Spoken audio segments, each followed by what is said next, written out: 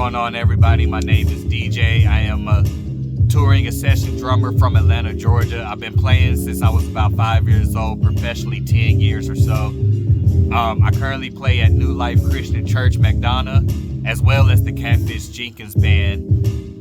Newly signed artist with Collision. I've been playing with these sticks for a few months now. My go-to are the 5Bs. I occasionally play the 5As, man, and I love these sticks. They're durable. They're nice and light.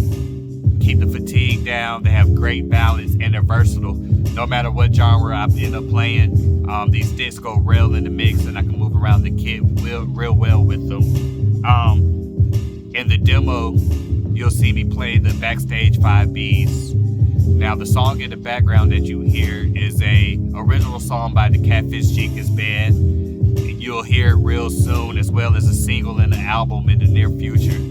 So when you hear this song on all streaming platforms, you can say that you heard it here first on Collision. I hope you guys enjoy it. Now let's get into it.